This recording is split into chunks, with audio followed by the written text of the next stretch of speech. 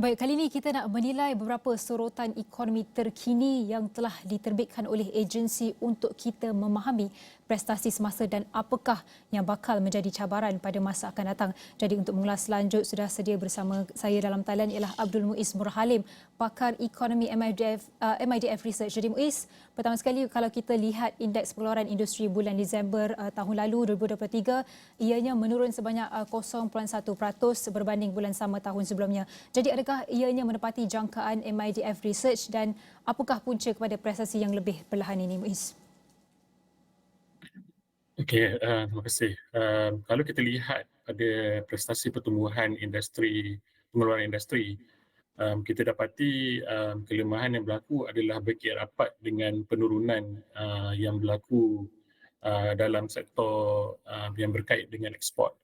Kerana kita dapati jumlah pengeluaran bagi sektor ini terus mencatatkan penurunan yang mana ianya selari dengan kelemahan prestasi ekspor yang kita dapati menurun dengan kadar-kadar lebih besar pada bulan yang sama.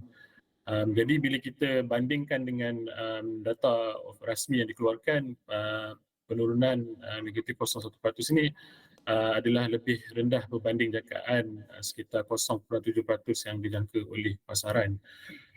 Cuma apa yang saya nak nyatakan, bila kita lihat pertumbuhan yang sedikit ni sebenarnya kita masih terdapat peningkatan pengeluaran bagi sektor-sektor domestik seperti pembuatan makanan, yang mana kita dapati peningkatan pengeluaran dalam sektor domestik ini dapat menyokong ataupun mengurangkan kesan penurunan yang berlaku akibat kejatuhan pengeluaran dalam sektor perkilangan yang terjejas akibat kelembapan ekspor dan juga permintaan luar. Bagaimana pula kalau jangkaan Muiz bagi tahun ini? Adakah kelembapan pengeluaran industri ini akan berterusan mengambil kira kebimbangan kesan peperangan dan juga pergolakan geopolitik di Timur Tengah serta juga gangguan perdagangan di Laut Merah? Bagaimana Muiz? Ya, tidak dinafikan kalau kita lihat kelembapan ataupun kelemahan perdagangan luar menjadi satu faktor utama kenapa kita dapati prestasi IPI ataupun pengeluaran terus terjejas. Namun kita lihat terdapat tanda-tanda pemulihan berdasarkan peningkatan aktiviti ekspor yang dicatat oleh ekonomi serantau seperti Taiwan, Korea Selatan dan juga China. Yang mana ini memberi gambaran terdapat pemulihan dari segi permintaan luar. Dan kita percaya Malaysia akan turut sama mendapat tempias positif kerana kita dapati prestasi jualan global semiconductor juga telah mencatatkan peningkatan pada 2 bulan yang terakhir tahun lalu.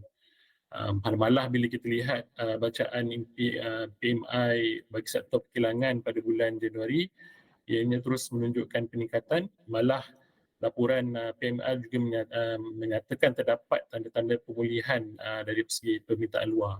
Jadi kita menjangka pemulihan aktiviti dagangan luar ini akan memberi kesan positif untuk menyokong pertumbuhan yang lebih baik bagi pengeluaran industri pada tahun ini.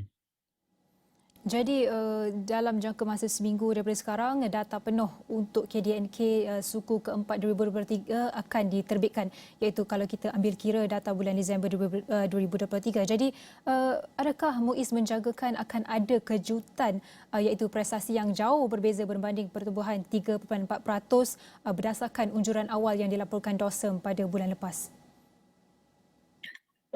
Secara kasar saya tidak menjangka sebarang kejutan yang besar kerana kalau kita lihat unjuran awal bagi suku ketiga, data akhir bagi suku ketiga ianya hampir seperti apa yang diunjurkan. Jadi pertumbuhan 3.4% tu kemungkinan besar adalah satu asas yang kita boleh sandarkan. Kerana pada satu sudut kita mungkin boleh lihat kesan kelemahan pengeluaran industri dan juga kelemahan ekspor boleh menyebabkan pertumbuhan yang lebih lemah pada suku keempat.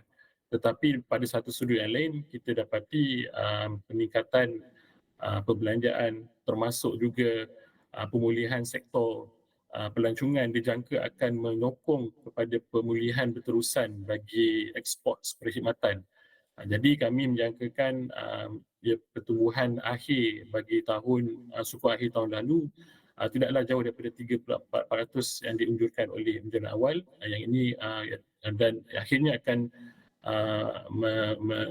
menggambarkan pertumbuhan yang lebih perlahan sebanyak 3.8% pada bagi tahun lalu. Jadi kalau kita berdasarkan apa yang Muiz jelaskan tadi, fundamental atau asas ekonomi negara itu sendiri masih nampak baik kerana ekonomi negara dijangka akan terus berkembang. Tetapi dalam minggu ini kita dapati ringgit melemah kepada sekitar 4.77 per dolar setakat semalam dan kelemahan ringgit ini seakan menandakan keadaan ekonomi negara yang kurang memberangsangkan. Jadi adakah ringgit akan terus melemah? Apa komen Muiz mengenai unjuran pergerakan ringgit bagi tahun ini? Ya, kalau kita lihat sebenarnya saya kita telah bincang mengenai pergerakan nilai ringgit ini sejak dari 2022 ianya tertumpu akibat keputusan yang dibuat oleh US Fed ataupun Rizal Perbendaharaan di Amerika, kerana kita dapati pengukuhan nilai dolar itu turut memberi kesan kepada pergerakan mata wang bukan sekadar ringgit, juga kepada perubahan pertukaran mata wang yang lain. Jadi pada tahun ini kita dapati sebenarnya jangkaan pemotongan kadar faedah yang akan dibuat oleh Fed sepatutnya akan menyebabkan dolar Amerika akan melemah. Oleh sebab itu kita menjangkakan bagi tahun ini ringgit dijangka akan lebih kukuh, yang mana kami di MIDF Research menjangka purata ringgit akan berada sekitar RM4.38 bagi tahun ini berbanding RM4.56 tahun lalu. Cuma kelemahan ringgit yang kita lihat sekarang sekitar RM4.77, RM4.78 yang berlaku sehingga semalam adalah disebabkan oleh perubahan jangkaan dari segi masa ataupun timing Fed akan memotong kadar faedahnya. Sebelum ini dijangka akan berlaku pada bulan Mac tetapi telah dianjakkan kepada bulan Mei berikutan data ekonomi yang menunjukkan keadaan ekonomi Amerika yang masih terus kukuh. Jadi kalau satu sudut bila kita lihat pada segi pergerakan nilai ringgit yang tidak menggambarkan kekuatan ataupun keadaan sebenar ekonomi negara secara makro. Cuma saya percaya kita perlu terus memberi fokus kepada untuk memperbaiki masalah struktural yang mungkin boleh menjejas pertumbuhan ekonomi bagi jangka masa panjang sekiranya ia tidak diatasi selain usaha untuk memastikan Malaysia kekal sebagai destinasi pelaburan pilihan. Kerana kita menjangkakan lebih banyak aliran dana asing akan kembali ke pasaran negara dan juga pasaran serantau apabila Fed mula memotong kadar faedah. Baik Muiz, berbakikan 1 minit, mungkin secara ringkasnya kalau apabila The Fed kekalkan kadar ketika ini mungkin dijangkakan kekal sehingga Mei, adakah ini akan beri impak yang lebih besar selepas ini? Adakah sebarang mungkin langkah intervensi monetary perlu dibuat? Bagaimana Muiz? Kalau kita lihat dari sudut kewangan ataupun pergerakan nilai ringgit ini seperti saya nyatakan kita tidak ianya adalah kesan daripada keputusan apa yang berlaku di luar. Cuma bila kita lihat dari sudut fundamental ekonominya, saya percaya keyakinan ataupun aliran tunai, aliran wang daripada dana asing ini akan kembali kepada Malaysia. Sebab kita lihat trend ini telah berlaku pada tahun lalu.